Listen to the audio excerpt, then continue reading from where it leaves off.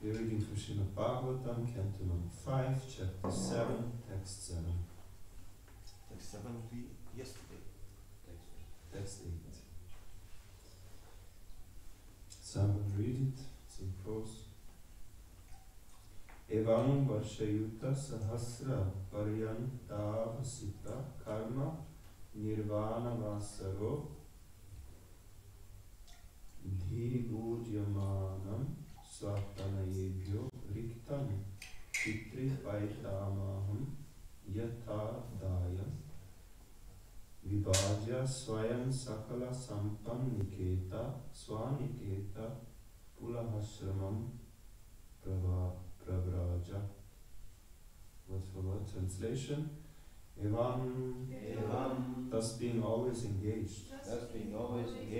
Varsha ayuta sahasra. 1,000 times 10,000 years. 1,000 times 10,000 years. Paryanta.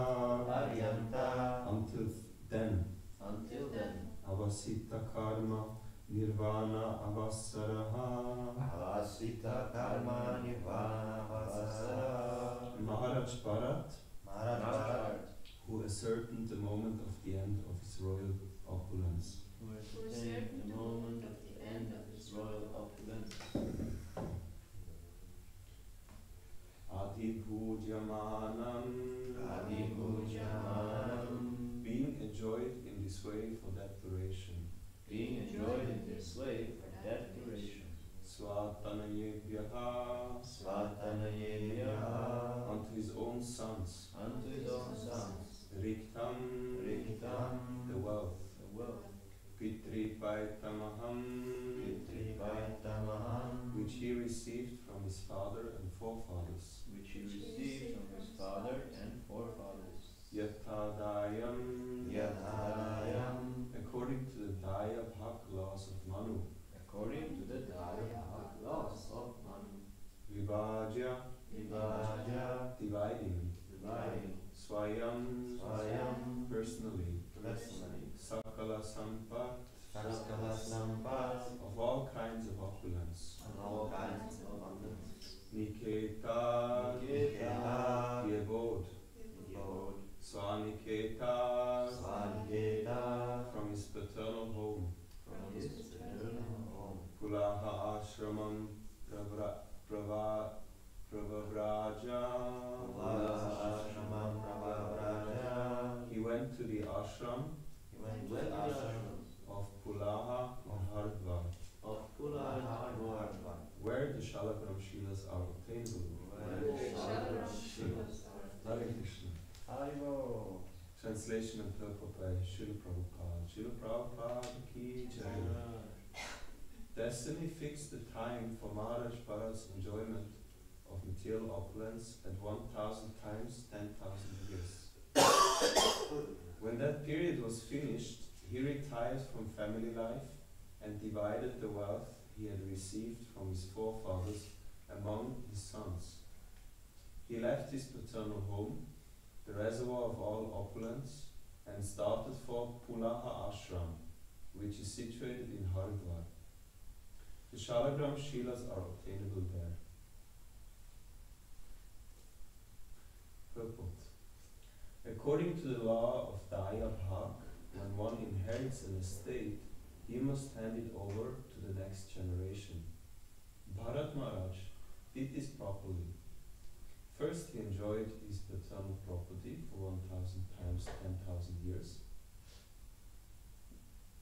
At the time of his retirement, he divided this property among his sons and left for Pulaha Ashram.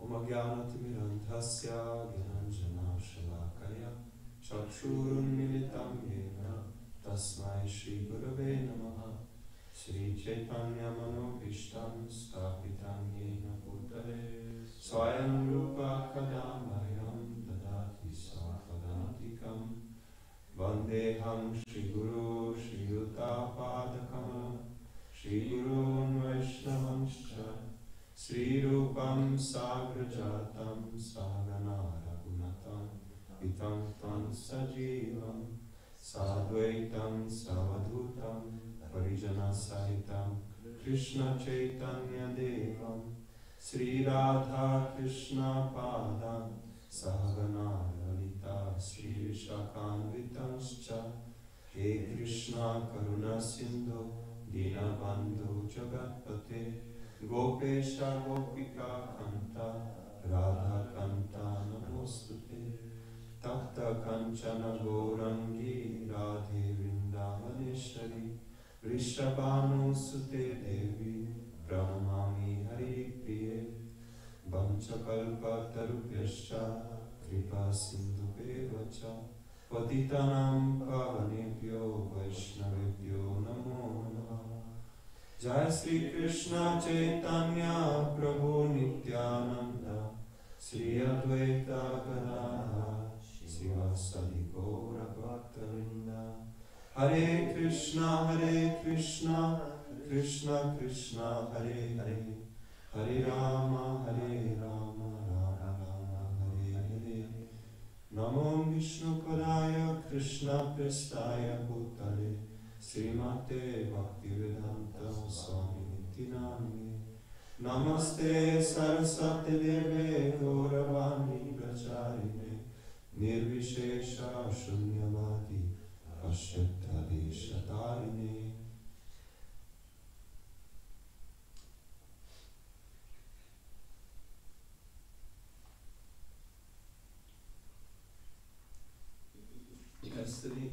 Destiny fixed the time for Maharaj Bharat's enjoyment of material opulence at 1,000 times 10,000 years. When that period was finished, he retired from family life and divided the wealth he had received from his forefathers among his sons.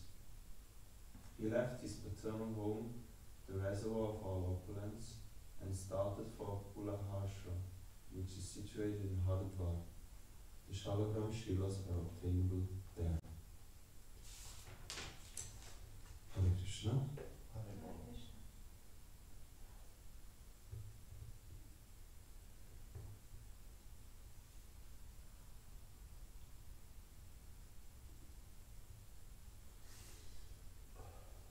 So it's a rather short purport, and still you learn a lot. If you want to know where you can get a Shalagram Shila, then now you know.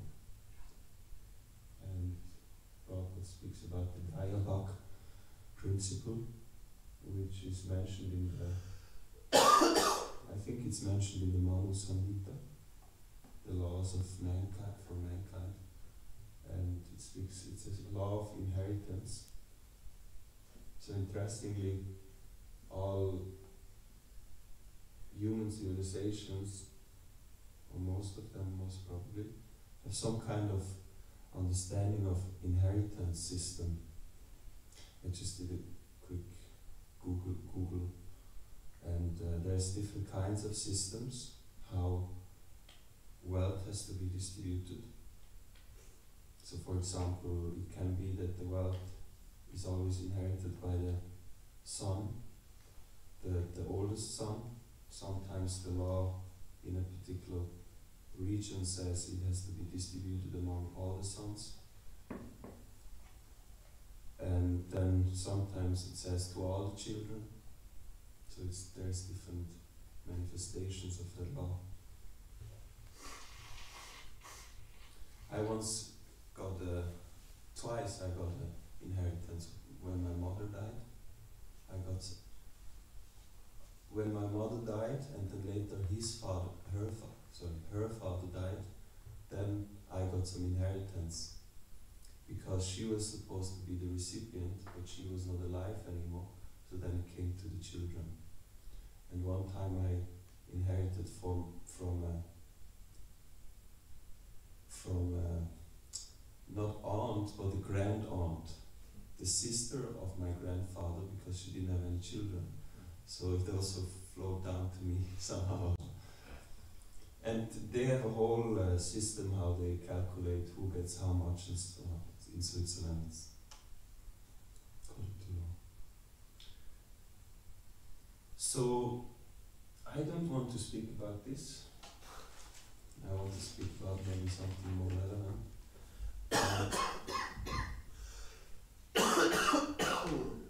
In this particular situation, we see how Maharaj Bharat is leaving home now, and he's going to this holy place, Pulaha Ashram. And we have few instances. And one thing which is important to note is that one word comes twice. It's Niketat. Sakala Sampat Niketat, Swaniketat, which Prabhupada translates as he left his paternal home, which is the reservoir of all opulence.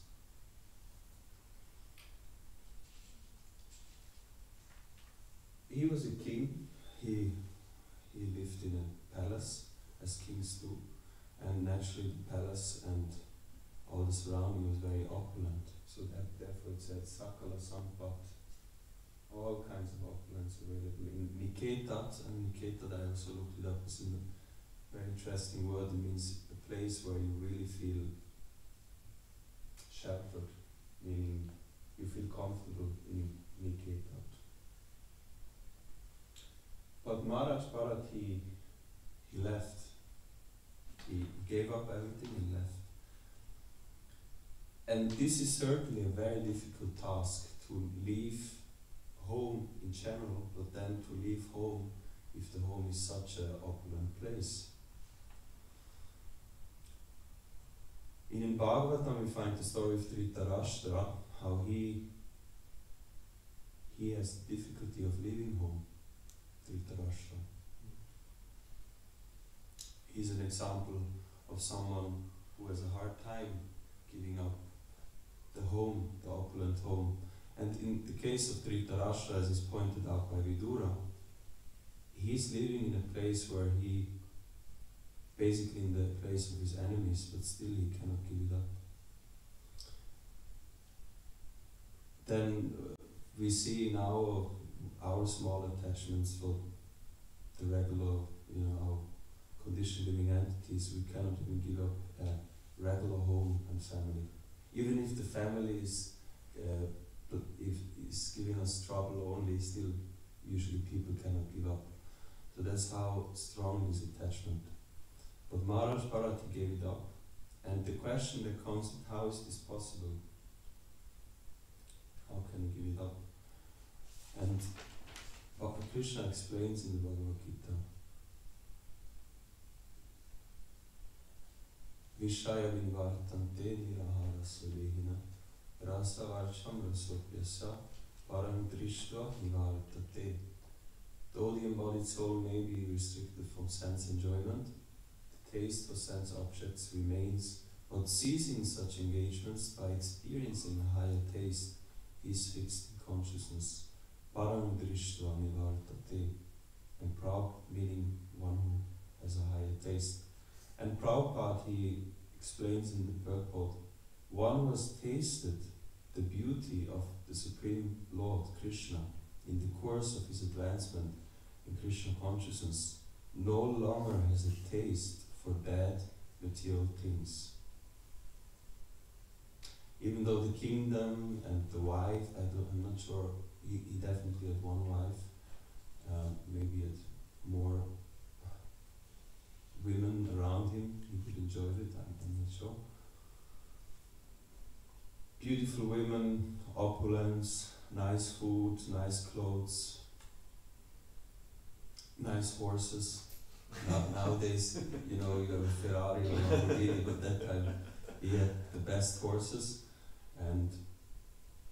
But all of them, they become like dead material things. They have no meaning. And that's what happens if you taste the beauty of Krishna. And we have examples of this also in our scriptures. Shukadev Goswami, how he came across naked women in a lake, in a river or lake, and it's just a dead material thing. It's not that I'm seeing something in here that I can enjoy.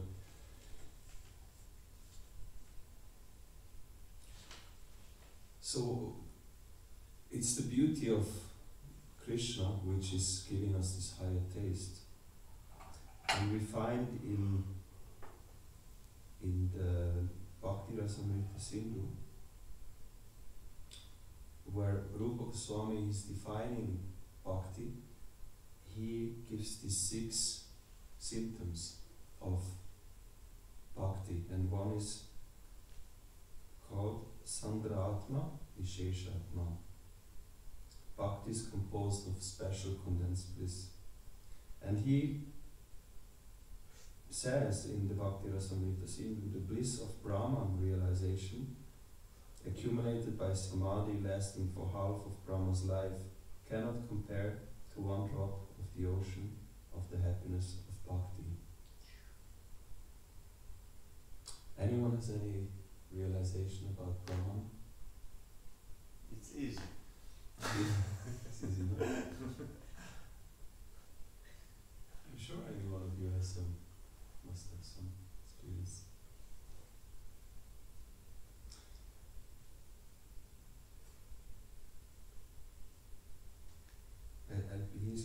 quoting something else which is maybe more relevant.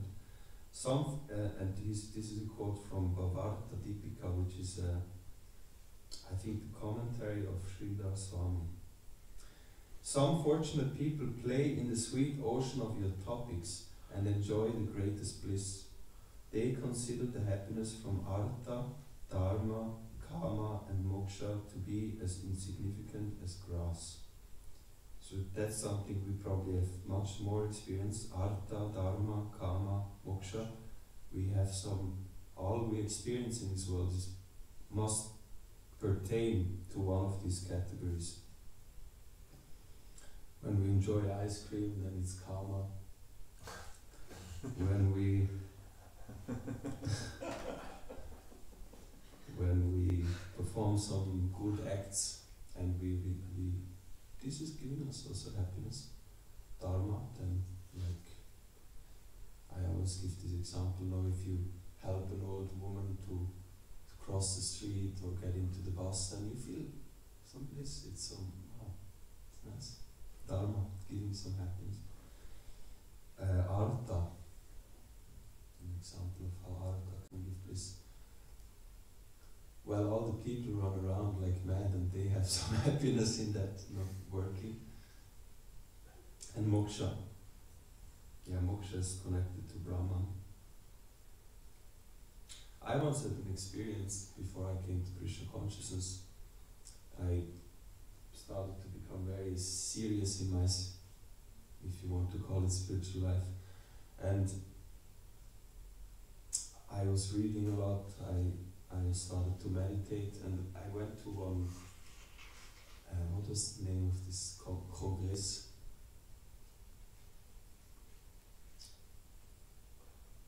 I forgot. Armin Riese also goes there, or used to go, I'm not sure if it still exists.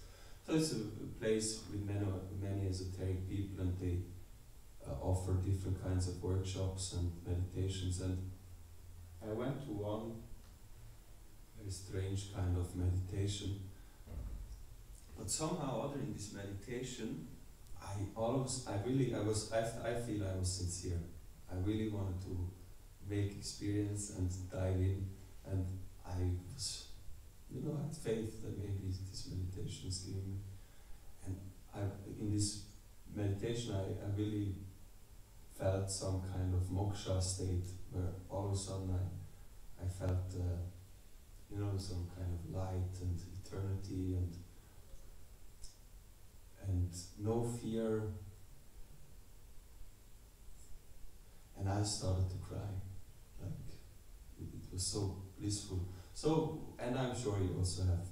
Sometimes we are in Krishna consciousness and we might have some experience, and it might be also more connected to moksha. So that's Srila Rupa Goswami. Philosophically he explains that. And again, it's because of the beauty. There is another quote here. O Guru of the universe, on seeing you directly, I am situated in a pure ocean of bliss. All the happiness of impersonal Brahman is as insignificant as the water in the hoofprint of a cow.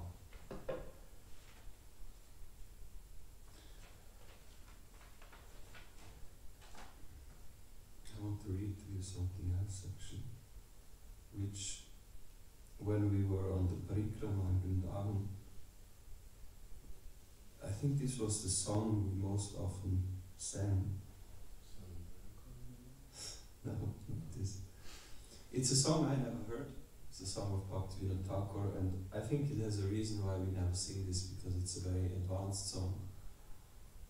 He speaks about, the song is called Jamuna Puline, and it's a Lila Kirtan song, where he describes Lila. In Bengal there is a whole tradition of Lila Kirtan. If you go to the village, even people who are maybe a little bit not so serious about following the real principles of devotional service, but they like Lila Kirtan a lot. It's full of descriptions. And I'm not going to read the first 3 stanzas. It's nothing bad, but basically Bhaktivinoda Thakur, he's describing how he's having the vision of Krishna meeting the gopis in the forest of Vrindavan. So can you say the name? Jamuna Pulini, Yamuna with a J, Jamuna Pulini, with Bengali style. That's how they pronounce it. He describes how he has this vision of Radha Krishna meeting. But in the last stanza,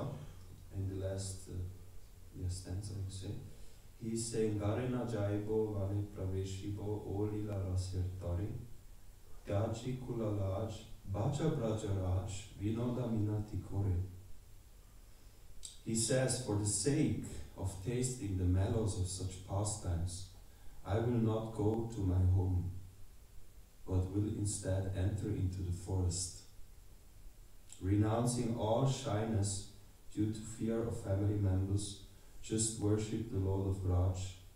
This is the humble submission of Bhaktivinoda. This is an example of a pure devotee who is giving up his family, his home. He's saying, let me just go to the forest and absorb myself in the pastimes of Krishna. But the most important question for us, of course, is how do we attain this taste? And I was hearing an audiobook of Bhagavad Gita these days, and I found this was very much suitable to speak about. This is in the 13th chapter, and in this verse 8 to 12, Krishna explains what is actually the process of knowledge. You know this humility, pridelessness, amalitam adamvitam, ahimsa kshanti rajavam. It's few verses which give all the knowledge. And one of these aspects is called, sorry? It is Bhagavad Gita. 13, 8, 13, 8, and then you have all of them. And one of the aspects of knowledge is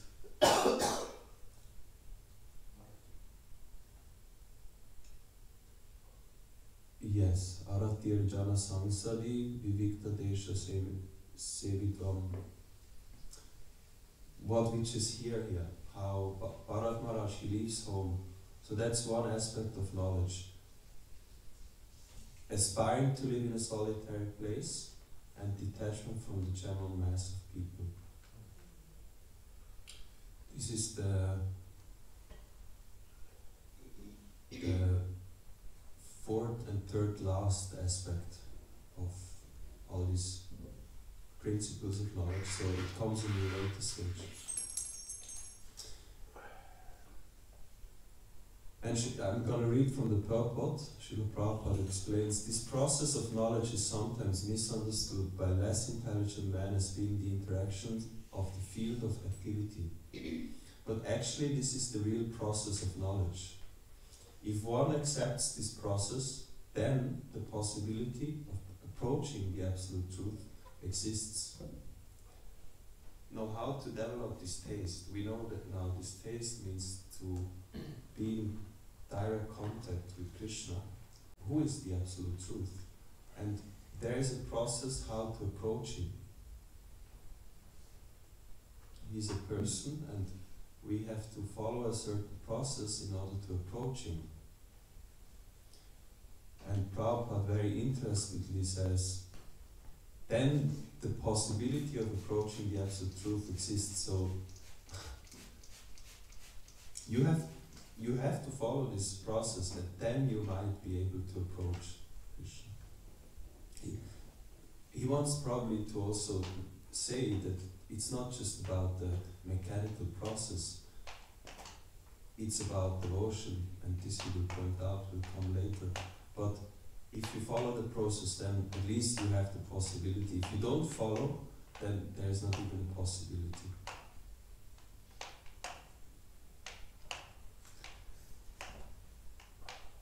And we can go briefly through these stages, and these are actually stages I can also read to you here in the last paragraph. Beginning from practicing humility up to the point of realization of the Supreme Truth, which means what we just heard, to actually see Krishna face to face and to see the pastimes. That means that's actually realization of the Supreme Truth. The Absolute Personality of God, that this process is just like a staircase, beginning from the ground floor and going up to the top floor. So the first aspect is humility, pridelessness, the next one, non-violence, tolerance, simplicity, approaching a bona fide spiritual master, cleanliness, steadiness, self-control, renunciation of the objects of sense gratification, absence of false ego, the perception of the evil of birth, death, old age and disease, detachment, freedom from entanglement with children, wife, home and the rest. So that's also what we see here. Even-mindedness amid pleasant and unpleasant events, constant and unalloyed devotion to me, aspiring to live in a solitary place, detachment from the general mass of people, accepting the importance of self-realization and philosophical search for the absolute truth. All these I declare to be knowledge, and besides this, whatever there may be, is ignorance. That's an important point Krishna is making. If you follow something else than this, then you can be assured, according to Bhagavad Gita, that you are practicing something which has nothing to do with knowledge. Any example of people who practice something that doesn't belong to this? The academic approach to accumulate information is not included in here. And that's the basis of our academic approach, which is accumulate information. And this can be done, but it will not give you any knowledge as such.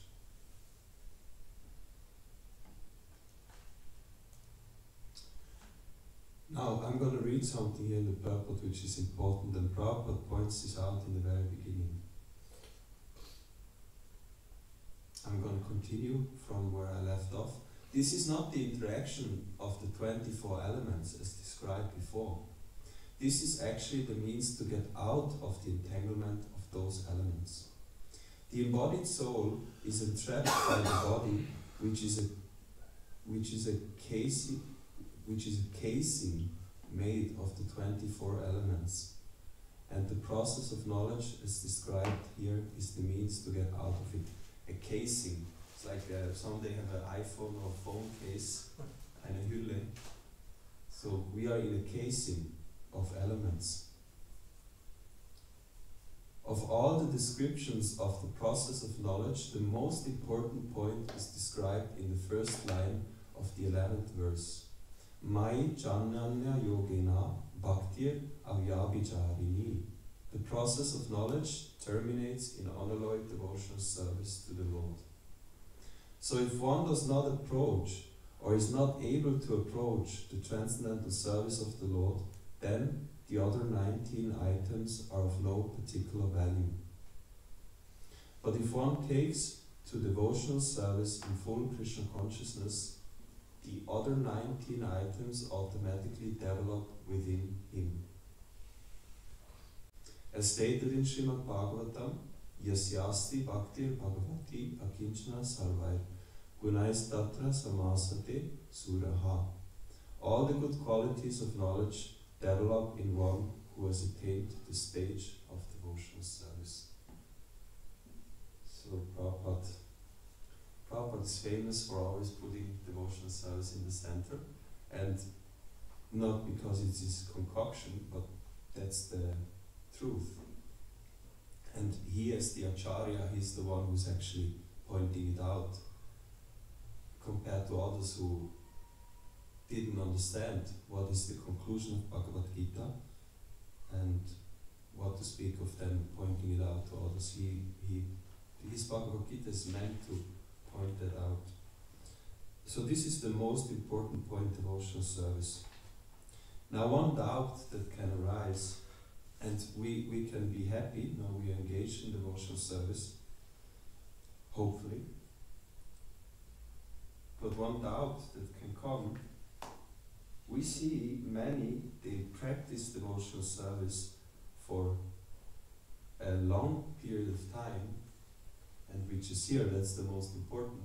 But then we see they fall away, or we see they don't have good qualities, and we think, is it really true that devotional service is so? And we have many examples in our own institution how devotees who have been practicing for 10, 20, 30, 40 years, all of a sudden they might fall away, and they have been rendering huge amount of service to ISKCON. And this doubt, I think, is something we should. Prabhupada, he makes another point which explains why this happens. And I'm just going to continue now from where I stopped. The principle of accepting a spiritual master, as mentioned in the 8th verse, is essential. Even for one who takes to devotional service, it is most important. Transcendental life begins when one accepts a bona fide spiritual master. The Supreme Personality of Godhead, Sri Krishna, clearly states here that this process of knowledge is the actual path. And then he says, anything speculated beyond this is nonsense.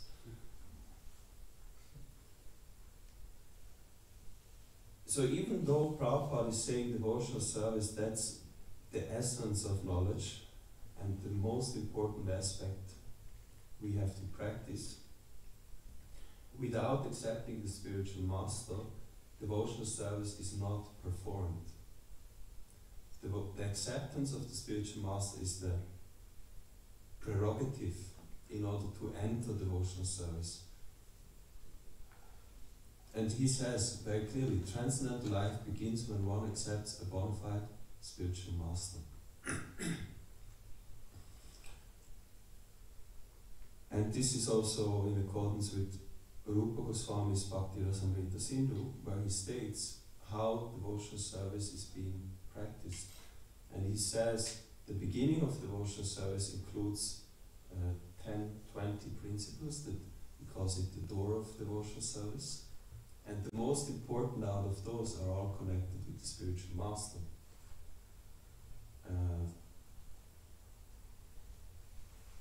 Shri Krishna Dikshadi Shikshadi, something like that. So to accept the spiritual master, take Diksha and Shiksha. Shri Guru Vishwambena Seva, to render devotional service and to inquire from the spiritual master. I think I could look it up, but if you like to know, accept. And he says these are the most important. That's the door of bhakti, is where you enter the room. You have to go through that. Meaning somebody can be active in some kind of service, but the transcendental aspect, the devotional aspect, which then develops all these qualities, only comes by the empowerment of the spiritual master. And Prabhupada says bona fide, so he has to be a bona fide spiritual master.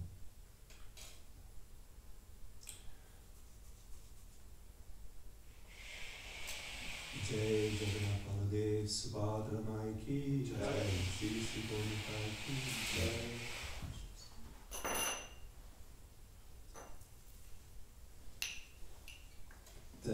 So the bona fide spiritual master, there's a lot of emphasis Prabhupada also gives on the bona fide spiritual master.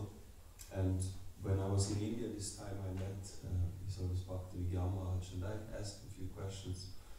And I had some doubt about how to advance in spiritual life.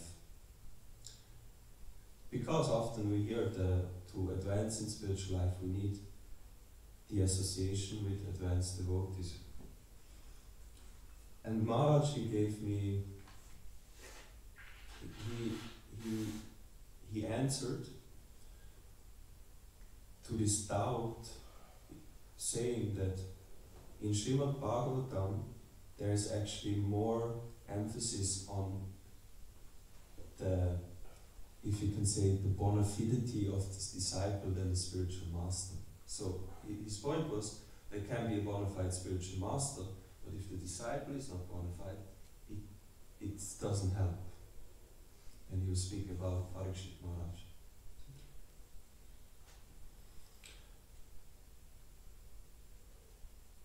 Because this is another doubt. People, they do service, they have accepted the spiritual master, they're taking initiation, but a bona fide disciple is much more than an external formality. It's more. So.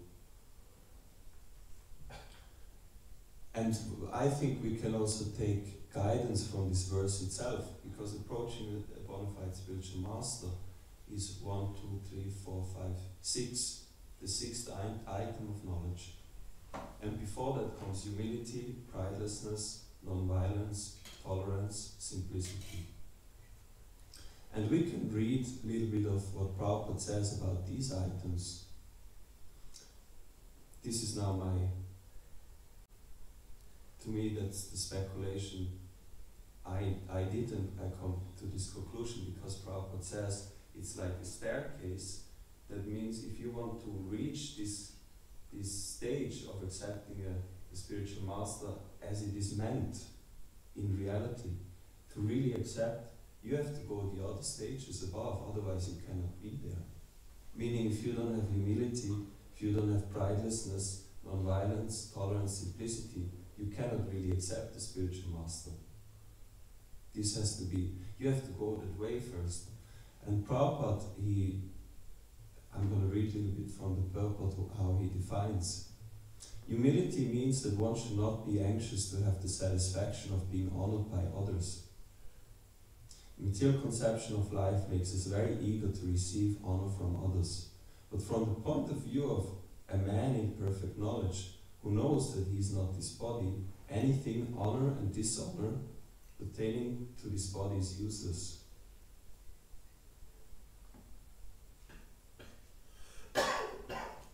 So as long as I'm having the desire for honor,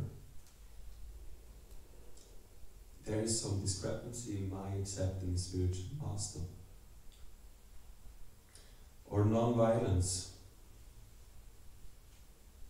He says, it's little, you notice?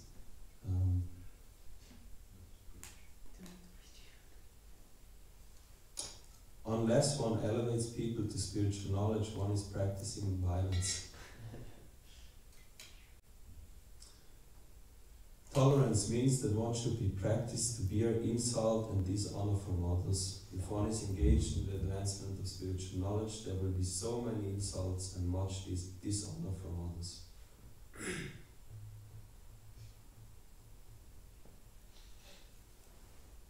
This is a very big one. Now in ISKCON, we come to ISKCON, we will be insulted and dishonored, and it's a fact. Many they fall, they cannot, and they separate, and sometimes we blame the spiritual master, we blame the devotees.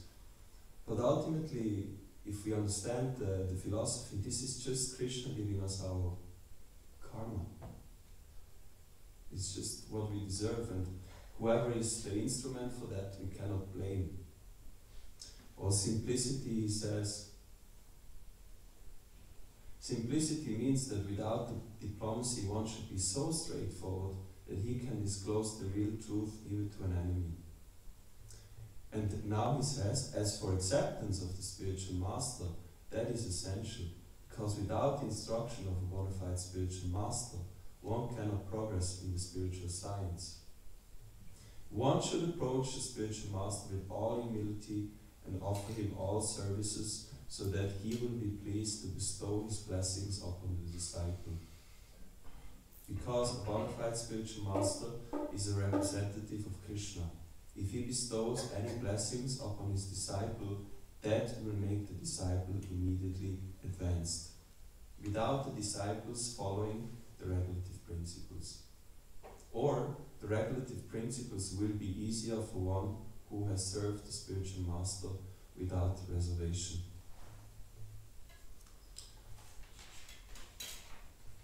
Yeah, so that doubt can be removed if we see that devotional service it's a scientific thing which has to happen by the empowerment of the representative of Krishna, and we have to connect with him in a proper way, and then we can actually perform devotional service.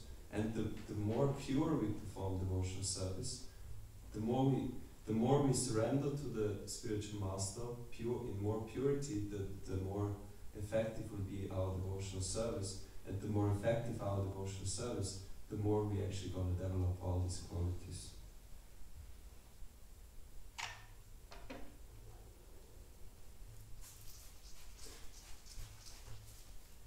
Just to conclude this, we heard how, this is one aspect of knowledge. Maharaj Bharati leaves home, he goes to a solitary place, he's detaching from the general mass of people. But as the story will continue, this is not the end. This is not the end of perfection. We can see what happens. And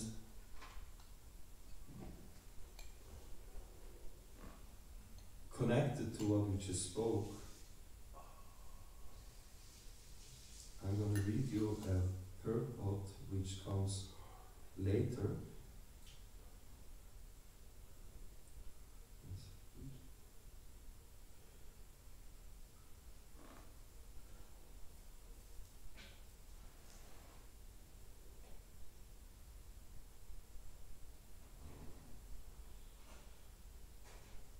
Which confirms about this point about the spiritual master. This is in the 12th chapter, so a little bit down of the story of Bharat. And we know Maharaj Bharat, he left, he got attached to a deer, and then he took birth again. And now here, Chada Bharat is speaking, and he's saying, in a previous birth I was known as Maharaj Bharat. I attained perfection by becoming completely detached from material activities through direct experience. And through indirect experience, I received understanding from the Vedas. I was fully engaged in the service of the Lord, but due to my misfortune, I became very affectionate to a small deer. So much so that I neglected my spiritual duties. Due to my deep affection for the deer, in my next life, I had to accept the body of a deer. And now Srila Prabhupada explains. The incident herein described is very significant. In the previous verse, it is stated, Vina Mahapada Rajabhishekam. One cannot attain perfection without smearing the dust from the lotus feet of an exalted devotee on his head. If one always follows the orders of the spiritual master, there is no question of falling down. As soon as a foolish disciple tries to overtake his spiritual master and becomes ambitious to occupy his post, he immediately falls down. Yasya prasada bhagavat prasado, yasya prasada nagati kutopi. If the spiritual master is considered an ordinary man, the disciple surely loses his chance to advance further. Despite a very rigid life in devotional service, Bharat Maharaj did not consult a spiritual master when he became overly attached to a deer. Consequently, he became strongly attached to the deer, and, forgetting his spiritual routine, he fell down.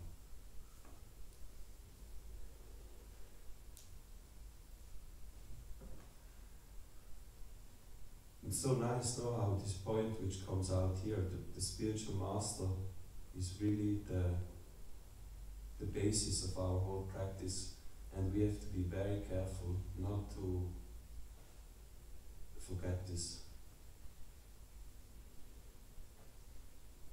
And we should also be careful to be able to discriminate between devotional service which is practiced under the guidance, which is bona fide, if we can say so, and something that might look like, but it's maybe not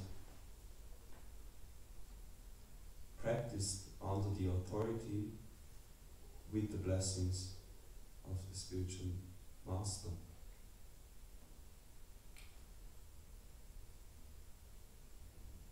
And this doubt, no, I was pointing out this doubt. We have this doubt. Why is it that people practice and it's not happening?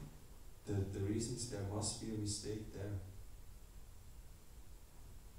Like in a mathematical calculation, if you make a mistake here, you can calculate as long as you like, but you will always come to the wrong result. So that's what I want to speak. I felt this was relevant in this verse more than Dayabak and the law of inheritance and the Shalagram Shilas. So if Bishop Ehoku would like to say something, or if anyone has any question. I have a little question. Why Maharaja Bharata lived 10 million years? Because that's his karma, his destiny, meaning that's his, he deserves to live so long and enjoy, because he has very good karma. And previously people used to live longer also. In different yugas they have different lifespan. Yes, I know. Was it in Satyuga 100,000 years, but 10 million years is a very long time.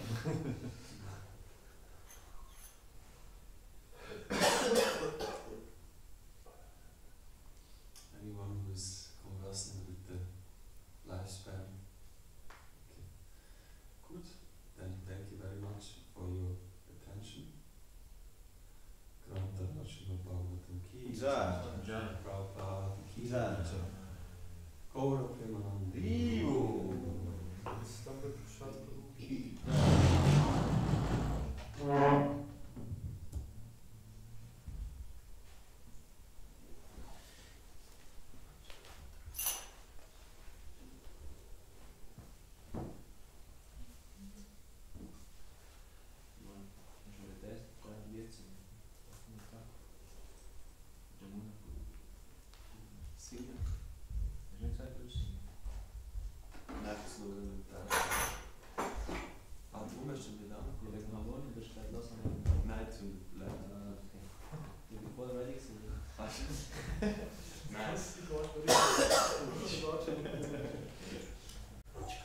Nein, das Lied darf man singen, wenn man auf dem Ratschmann ist.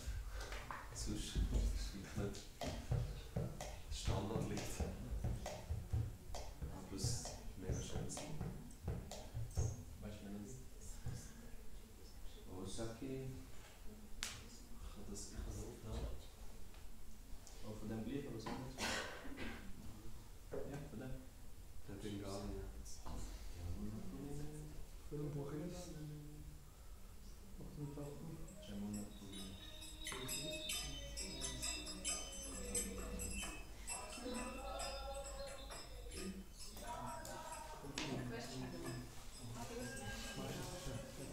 Es gibt aber auch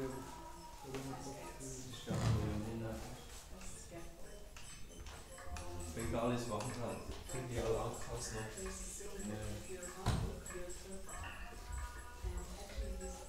Jene kann ich schon.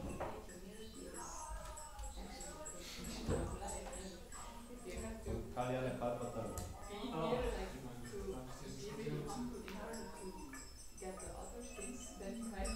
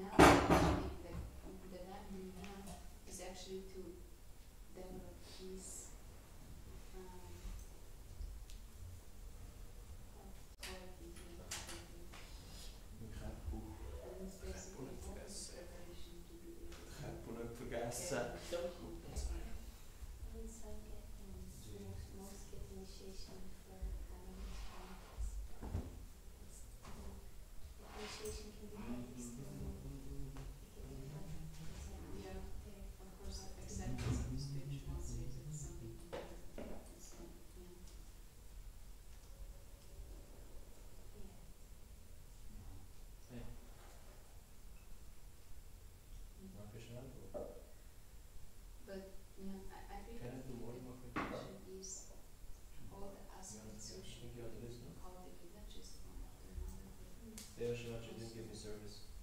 Ja. Also die ist jetzt durchgemesselt.